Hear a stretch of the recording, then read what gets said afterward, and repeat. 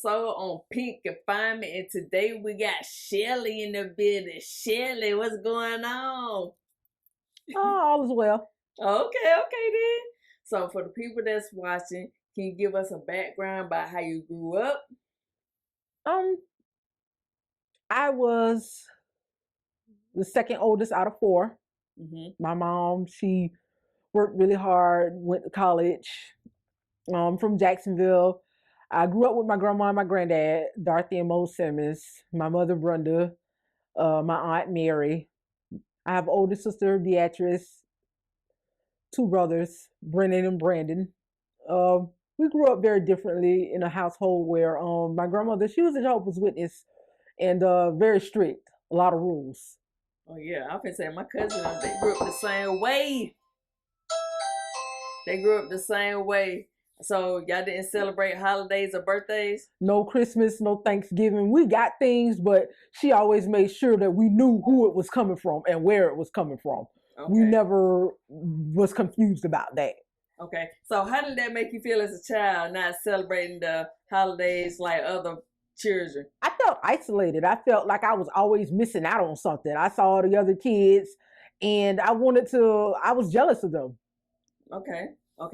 So did you know your father? No, I didn't know my father. I knew my grandfather. My grandfather was my father. He was our sole provider. He was my everything. We grew up on the east side, so seeing families without a father was not very uncommon. So could you tell a difference in your household because it wasn't a father there? Yes. All I knew is that it was a lot of rules, and we had to stick together. Okay then. So what age did you start getting in trouble? I started going against my grandma and my mom when I was about 14. At 14, I was curious. I felt left out. And I wanted to be accepted because once the children found out that you couldn't have sleepovers or you could not be in the in crowd, they didn't want to hang with you. Why are you so different? Mm-hmm. And as a child, I couldn't explain to them that, it's against Jehovah. I couldn't explain to them why I could not celebrate Christmas and that there was no such thing as Christmas. Okay then. So when you know what I'm saying, was curious at 14 and stuff like that, what did you start to do? I started to hang with the people who I saw having fun. The people who did whatever they wanted to and nobody told them they couldn't. The rebels. So did you start getting in trouble in school? I started skipping school. I started drinking. I started using drugs at 14. I started experimenting with boys, and running away from home was my number one thing. Every other day I was gone. I got sent to the different girls' camps all the way in Monticello, Florida, and in Tallahassee, Pinellas Park. And every time they would send me home, and I would be home long enough to put my bags down, hug my mama, and pretend, and then I was gone again. Until the next time I was in the detention center, and they would refuse to come and get me. At a young age, I started prostituting. Okay, so we're gonna backtrack. So who got you to first start doing drugs, and what drugs did you start at that young age? At the age of 14, I started smoking cigarettes and smoking crack. What? Yes. At 14? Wait, hold on. So you just skipped the weed? Yeah. How you do that? Well, I hung around a lot of older people because I felt safe, and they knew the streets. They knew what was going on. They knew what to do, what not to do on the streets of 8th Street and Myrtle Avenue. That's where I started running away and hiding at. I grew up on Liberty Street, and in Jacksonville, Florida, there's a lot of hoods. There's a lot of places a child could get lost in. Okay. And I never really looked my age. I always looked more advanced than what I was, so I could lie very well. Okay. I could lie and get away with it. So did you lie to the boys? I lied to the men. I lied to the women, because a lot of the women would set you up with older guys because I looked so young, and little did I know that I was being pimped.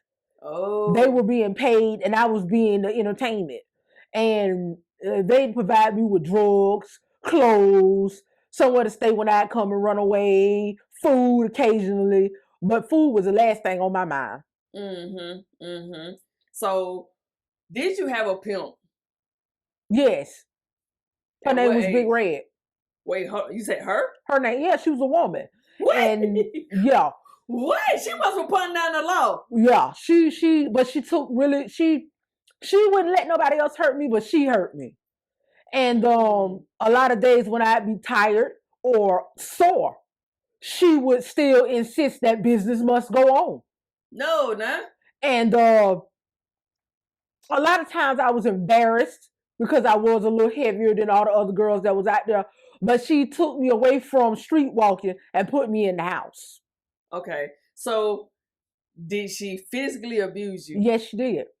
Was it to get control of you? It was to get me to control. It was to get me to defend myself. She taught me to defend myself because a lot of times I'm going to twist your arm and make you keep going even though you're telling me no. I had to learn how to defend myself.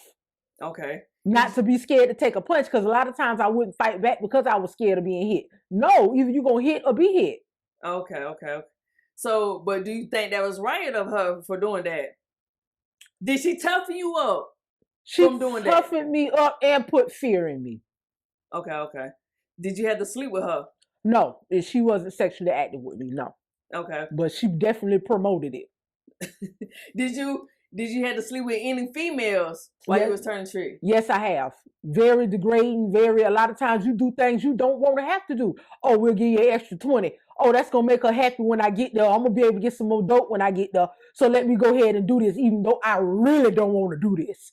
Yeah, a lot of going against the grain. Okay, then. So did she determine or had to set prices for you? Yes. Did you get any of the money, or she kept all the money? She would make sure I had what I needed. Very seldom did I see the money after it hit her hands, but very few times I went without what I wanted, such as crack, the new Air Max, such as food, or being seen with her alone, because she was really well known on Myrtle Avenue. She had a car, she had a nice apartment, she was real pretty, she was big and red and fine, and being seen with her alone, I felt like I was doing something. So did she like women over like men? She liked women and men. She went both ways. Whichever one was the easiest for her to control at that time, she went with it. Okay then. So how many tricks a day would you say you had to turn? At least 6. At least 6? Yeah. And you had to do whatever? Whatever. Sometimes it would be to the extreme, such as peeing on you. Mm-hmm. You would want me to pee on you if I thought that I could make extra money and make her be like, okay, because it was also me and another girl. Her name was Amy. Mm-hmm. Amy was like Japanese or something. She wasn't American. And I didn't want to be outdone. I knew I didn't look as good as she did. So in order for me to bring in more, I had to do things that they asked me to do. And a lot of times, it made me feel real bad because I'd be scared. I was scared for my life. Sometimes I would have to fight my way away from where I'm at and not even know how to get back. But if it meant jumping in the car with another stranger to keep her from having to come get me, to make it look like I couldn't do nothing, I would do that. So have you ever been assaulted by any of your tricks? Several times, and left in the middle of nowhere, cold. Yeah. So with her being your pimp, did she come and handle that? She would come and get me, and I would be the one that got handled. Because you know better than to do anything and not get your money first. You know better than to go away from where we can't get to you. You know not to go way on done when you on Myrtle Avenue. Why would you do that?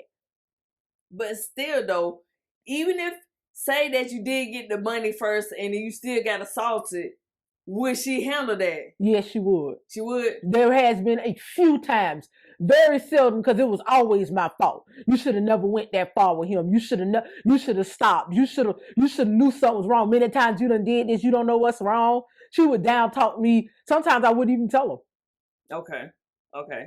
So how long did you stay in the house with her? At least 3 years. 3 years? Yeah, until I got really bad off and she would not let me get high before I turned the date. And that would be the number one thing that I needed to make me be able to do it. And she would withhold it. Oh, you go out, you got to go out again, or you ain't got enough. We ain't got enough for get high today. And I'd have to, find other things to do while I'm having sex with these people. Mm-hmm. Okay. So will all your trips be turned in the house? Sometimes I'd have to get in the car with them. The majority of the time I'd have to get in the car. Okay. And it'd be some dark random street. or either in a public parking lot. McDonald's on 8th Street was the favorite spot, and it was scary. But I felt a little bit better knowing that there was other people around because I was a runner. I would run. If you gonna beat me, you gonna catch me. Okay. So did you have any regulars? Yeah. You had any that was in high places, positions? No, she kept all of them for herself. No, nah. So she was turning tricks too? Yeah. That's what we did. Yeah, I know what y'all did. What I'm saying, the pimp herself turned the tricks too? That's what she did. Because a lot of times they wouldn't want a girl as big as me or want a girl bigger than me. And Red she was beautiful. She was fine. She had all the goals. She was good looking girl. And a lot of times they'll approach her, and if she turned them down, she'd give them to us. Oh, okay then. So with all the prostitution and doing the drugs and stuff going on, did you have to go in and out of jail? What? That was my second address. Prostitution. I have like 7 prostitution charges. I've been to prison for prostitution. I have everything from trespassing, paraphernalia, possession, all kind of stuff. Because there's no entrapment law in Florida. So once I got bad off from the dope and she couldn't give it to me, I would take walks on my own, and anybody that would come up with $20, $30, $40, I would get in the car with them, and all you got to do is touch the doorknob and you're gone. For real? Yeah, it's no entrapment law. You don't have to agree. You don't have to nod. All you have to do is consent. And a gesture can be a form of consentment. Oh, wow. That's bananas. Yeah. So I'm assuming you went to prison for prostitution because you had multiple prostitution charges. Right. And once you get 3 of the same thing, it turns into a felony. Okay, then. Okay. So how much time did you do in prison? I did 18 months. J44180 at Lowell Correctional Facility in Ocala, Florida. Okay. So when you was going in and out of jail, you was under the supervision of Big Red. Did she bund you out first off, if you could be bunded out? Twice. But when you get more than 1 prostitution charge, there is no bond. Okay. We would boost. Regency Square Mall used to be open, and we would go in Victoria's Secret and run out with bra sets and all kinds of stuff. She had more than 1 hustle. And everything she did, we had to participate in, or you wasn't welcome at her house. And I knew being there, I could smoke as much dope as I could stand, and I couldn't do those things at home. Did she supply the dope for you girls? She knew dope boys, and it made it very easy for me to get it because I could also, I got in trouble a lot for doing it, trading sex for dope. Okay then. So when you was in prison, did she look out for you? No. No? Did anybody look out for you while you was in prison? My grandmama. So you made commissary? Yeah. Twice a month. So that's it, not the full 4 weeks? That twice a month. And that was for soap, pads, toilet paper, stuff that they give you but only give you minimum of. Where you may need 5 pads, you only get 2. Where you need 3 rolls of toilet paper a month, you only get 1. They don't supply you with stuff. And Lowell was one of the first prisons, so there is no AC. There is no heat. Ooh, I know them bitches were musty. And the majority of your laundry you did by hand. So I would wash laundry. Mm-hmm. I would clean shoes. I would hold spots in line and 5 items for a spot. If I made it to the line first ahead of everybody else to get a spot within the first 50, because it's 3,500 people on the compound. It's 3,500 people on the compound. If I made it there, and I was pregnant. You was pregnant too? Yeah. I had a miscarriage. While you was locked up? While I was in prison. So do you think the stressors of prison? Yes.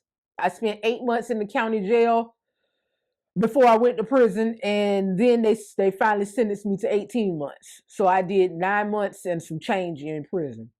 Okay. Did you mess with any of the females in there? I was scared every day of my life. Did you get any fights in there? Not a one. So you kept to yourself? I kept to myself and basically did what I saw everybody else do. Go to rec, walk around rec, make a living, and try to stay out of bad people ways. I sold ink pens. I did what I could while I was in prison to make a living. I was the captain's orderly because I have medical. I'm diabetic, and uh I had just had a miscarriage. So I did, instead of me staying in the infirmary, they put me on light duty. So I would steal ink pens out of the captain's office and sell them so that they could make tattoos. Okay. Okay then. Okay then. So So did you mess with any of the officers in there? no, but I know that that was going on. Okay. So you didn't snitch on nobody in there? No, no. Like a couple of times I was lookout.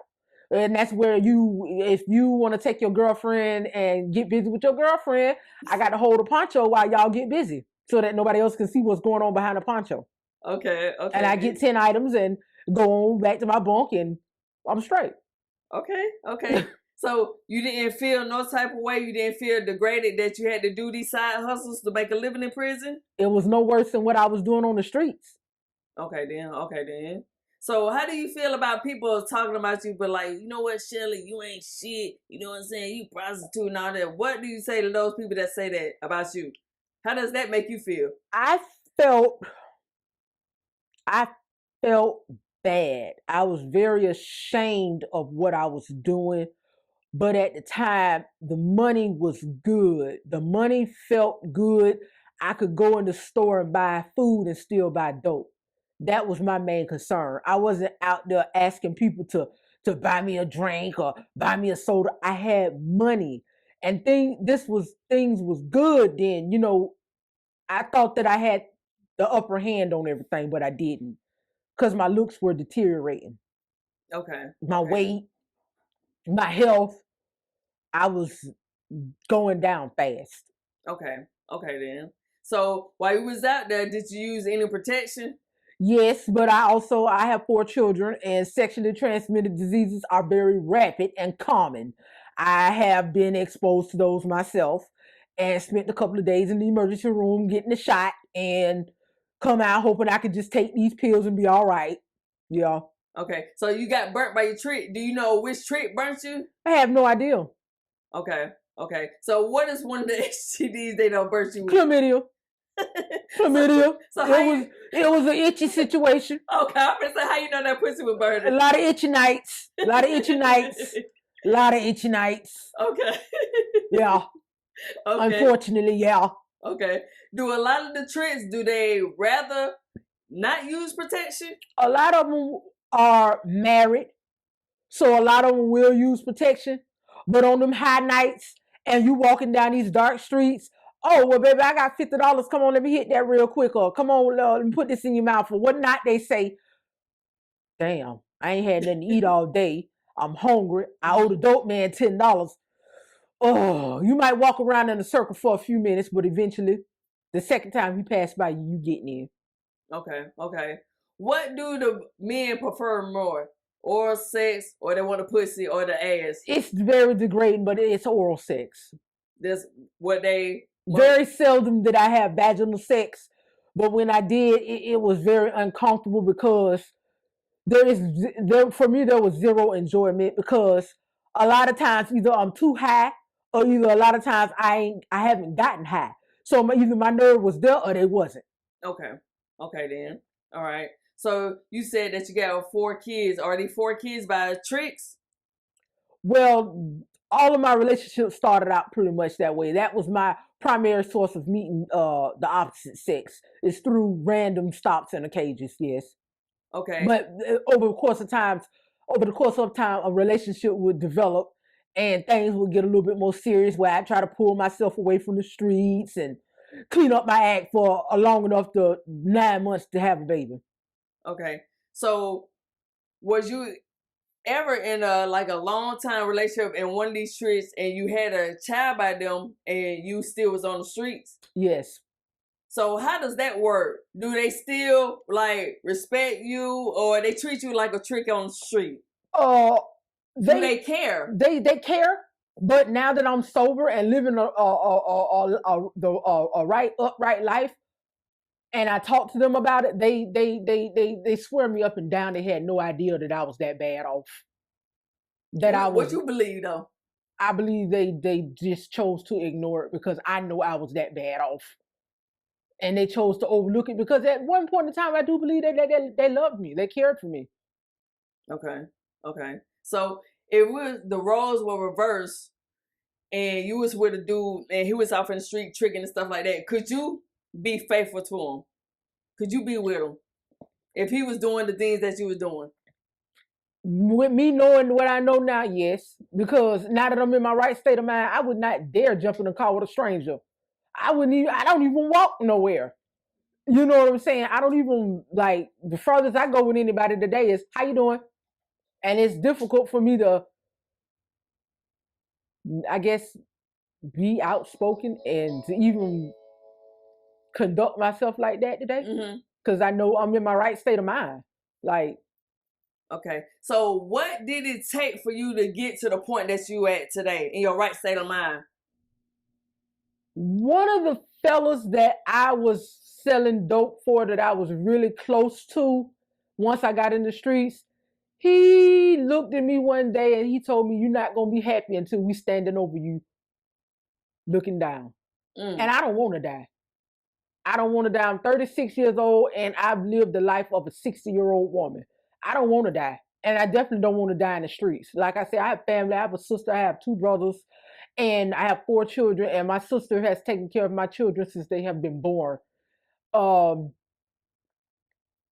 does that make you feel as a mother that your sisters took care of your kids since they was born? How does that make you feel? It makes me feel grateful because I was in no shape, form, or condition to do anything for anybody, not even myself.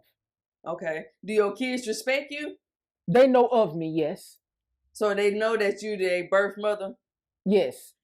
So do you talk with them? Are they old enough to be talked to like, hey, this was going on with me. I was in the streets, so I couldn't. They are. I have a 17-year-old, a 15-year-old, a 13-year-old, and a 7-year-old. They are old enough, but I choose not to disclose any of that information at this time. Okay. So, but what if they came to you today, be like, you know what, Mom? I seen your story. Could you tell us, like, what's going on? Would you tell them? Don't ask, don't tell. I want them to be able to enjoy their days while they're young without the worrying about. They have a mother. They have my sister, and she's been more of a mother to them than I have could have ever been. And I don't want them to be burdened or even pondering or thinking or questioning any of that. I want them to enjoy their young days because that's what was robbed from me. I robbed myself of my youth, and my happy days, my glory days, brother. Okay. So, sometimes be parents, that be off in the street, they ain't raised a kid, but once they get into their right mind, they be telling their kids, oh, you gotta do this, I'm your parent and stuff like that.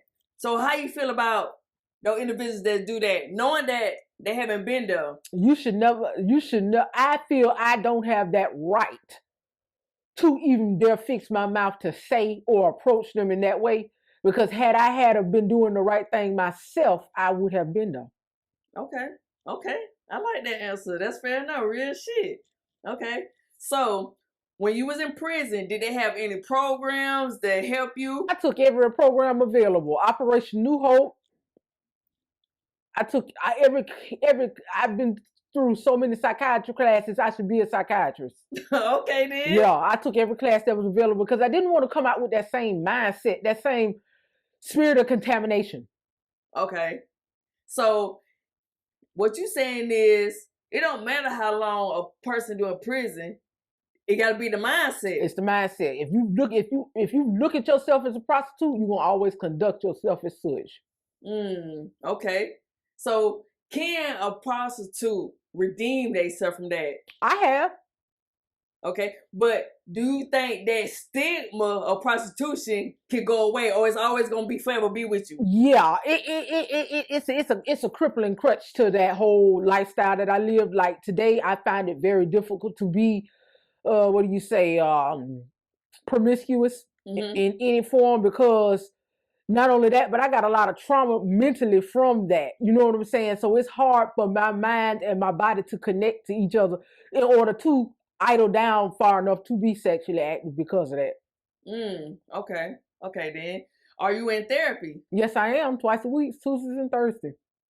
Is it helping you? Yes, it is. I'm a lot further than what I was a year ago. October 1st will be a year. Okay, congratulations. Do you feel that people that are in the street should have therapy? You need it. All the being pushed out of cars and left for dead and raped and the drugs alone play a part on your psychological thing. I didn't know all my days ran together. Monday, Tuesday, Wednesday, Thursday, Friday no longer existed. It was 2 day and 2 night. All of that went together. So how do you see yourself now? A lady and not an item. Okay. You can't buy a lady. You can get an item off the shelf anywhere. You can get an item off the street on any block. Okay. Are you comfortable with being by yourself? I love it.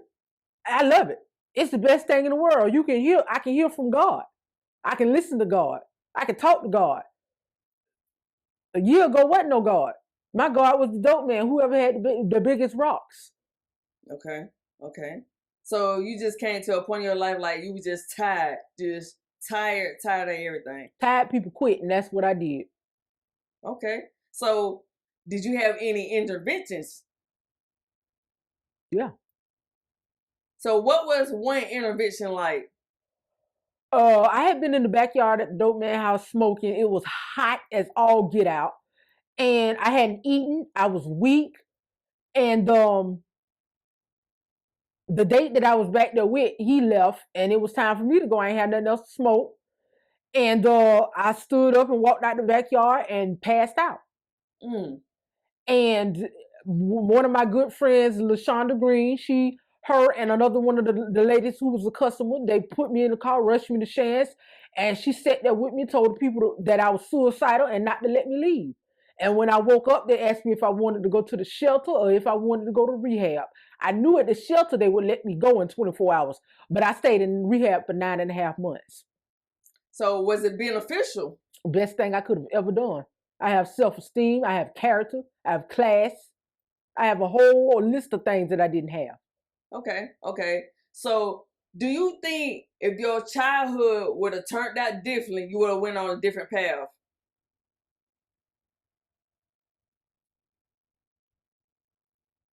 Yes. Why do you think that? Do you believe that people's childhood shapes them into the individuals going into adulthood? I believe that environment plays a big part too. Okay, so why you believe that? Growing up on East 17th Street, I saw a lot of things. My mother was a drinker. I saw a lot of things. I was exposed to a lot of things. Had I not seen a couple of incidents and things such as that, I probably would have never been in curiosity to question what was going on. Okay. So what would you say to your younger self if you could go back and talk to your younger self? What would you say? Stop while you're ahead. Stop while you're ahead. You're biting off more than you can chew. Stay a child as long as you can. Now, I like that because a lot of people and a lot of kids that want to grow up. So what would you say to the kids that be like, you know what, I just want to do my own thing. They want to grow up fast. What would you say to those? It's not what it's cut out to be. It's not what it's cut out to be. What you see is not what it is. Okay. So do you go out and talk to other women that's been through the same thing you've been through? Every chance I get. Okay. Every opportunity that I get, put me on your board. Okay then. So do you have any social media? Yes, I'm on Facebook. You can reach me at RochelleThomas.com. Okay. That's the only thing you got? Yep. Okay then. So do you have any last words? And for the people that's watching, what advice and words of encouragement that you would give them to a young lady that's going through the same thing you're going through? Honor your body and protect your temple. To God be the glory. Okay then. That's it. That's it. All right, there you have it. Another episode of Confinement.